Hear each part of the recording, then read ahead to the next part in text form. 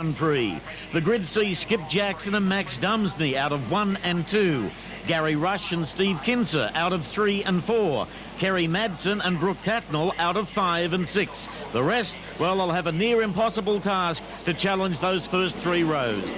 Racing, and as they go to turn 1, Kinser ambushes Max Dumsney, but Skip Jackson leads. Rush, Tatnall, Madsen fight for racing room further back in the field. Through turn 3 for the first time, towards the main straight, and there's trouble at the tail end of the field. A coming together involving Brett Loadsman, South Australia's Phil March, and Queenslander Tony Lambert. We'll have to take this one from the top again. To the main straight, away once more. Jackson gets the jump, Dumsney up high, Kinser down low, turn 2, back straight. Kinser's moved into position 2. Back in third is Dumsney. Rush runs in fourth. Brooke Tatnall is fifth. Look at this, Jackson riding high. He is not intimidated by Steve Kinser nor the slick dry track. He's found a comfortable path on the high groove through turns 1 and 2. The top corner is a different proposition. There's hardly any groove to run on. Kinser comes inside. They're up the main straight. Kinser pulls alongside. Jackson remains high, gives it full throttle to the back straight. He knows Kinser can't get traction by running low. Through the top turn this time, they both have to run basically the same line back to the main straight. Oops, a mono there from Jackson. This time he's forced to go low, so Kinser goes high. As they hit the back chute, a fascinating duel developing. Kinser draws almost to the outside. Now he's going to run Jackson's line. No, Jackson reclaims the high, so that means Kinser will go low. Through the top turn, Kinser momentarily in front, but Jackson outdrives him down the back straight. A fabulous duel, and the crowd really into this one as the number 11 Ron O'Brien aluminium entry of Steve Kinser runs in second spot. I know it's early days yet, but just imagine the boil over if 28-year-old Jackson could actually lead Steve Kinser to the checkered flag.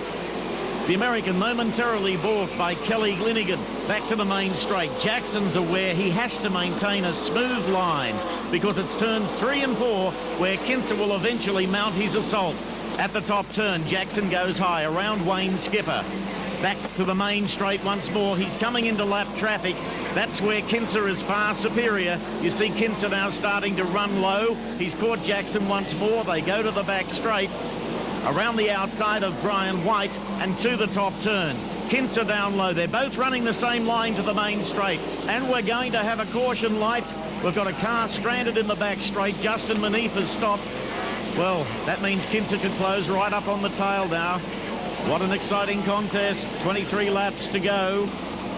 Jackson to lead away. Kinser settles back into second. Max Dumsney third. Fourth on the track at the moment is Gary Rush. They're followed through by Brooke Tatnall, who did a mono. Behind him comes Kerry Madsen, John Shaw, 78, and then Peter Kraft. They call him Action Jackson. He's the second oldest of 5 brothers. He began racing in those little compact speed cars at Liverpool Raceway in 1987. Jackson debuted in the Sprintcar here at Parramatta in 1990, but had to wait an entire year before his first feature race win.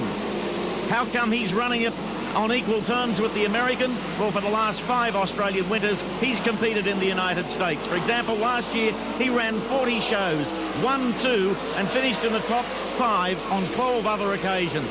The benefit of that experience is here to see tonight.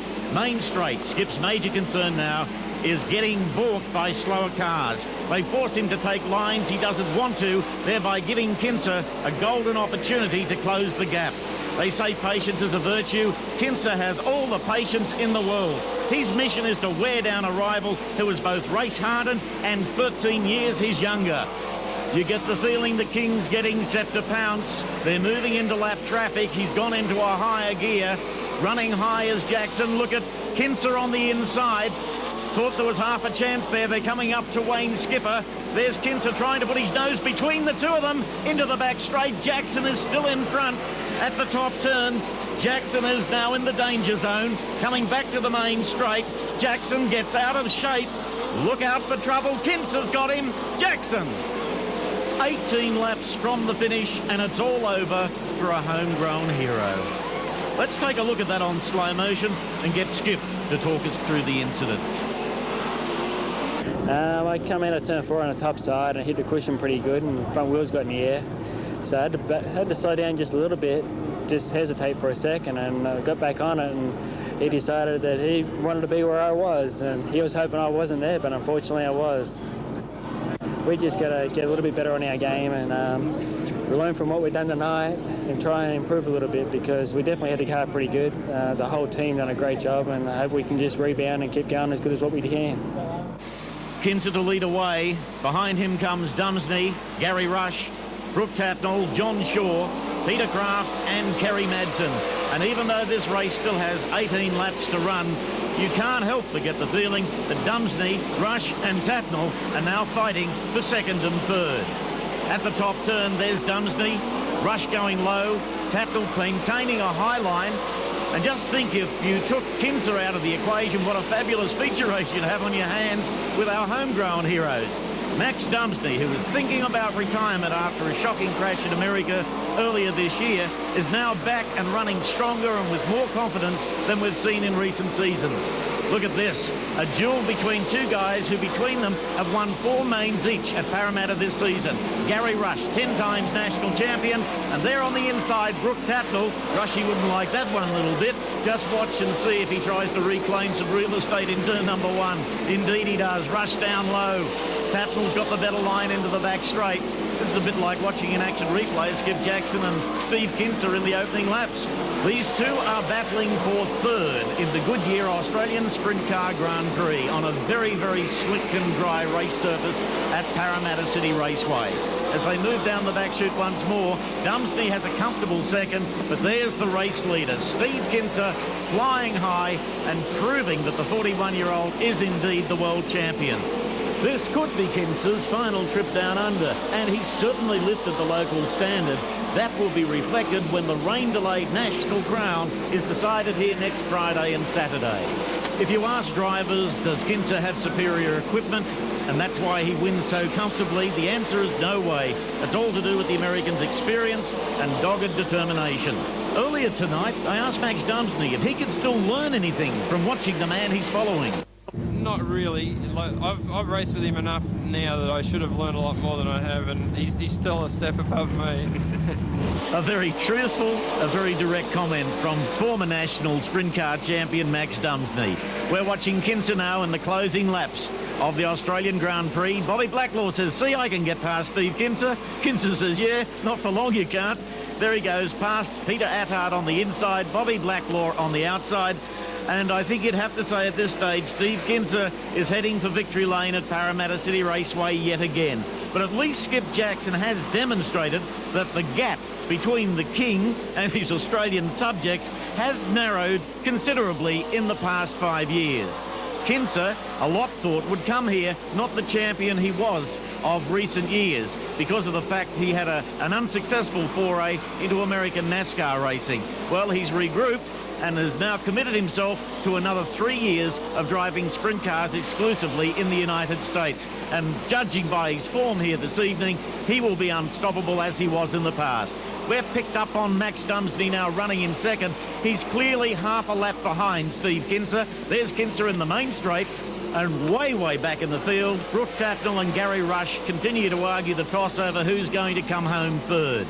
It's worth noting Kinser does not take prize money from Australian drivers. He runs for a set guarantee, and should he win this one and Max Dumsney come home second, and that's the way it's looking, then Max will take first prize money down the back straight.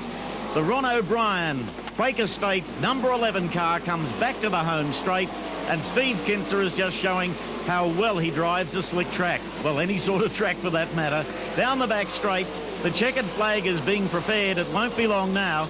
He rounds Wayne Skipper for the umpteenth time tonight, and just ahead is Kerry Madsen in car number 29. Takes care of Kerry without any trouble.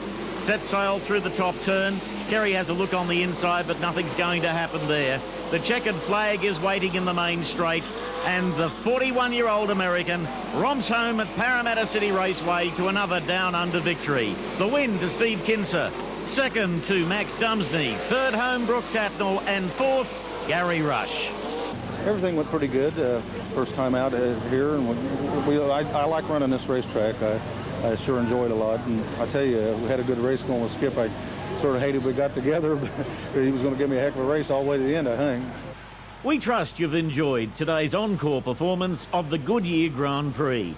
Next week at this time, be sure to catch the blue ribbon event on the Speedway calendar, the Australian Sprint Car Championship.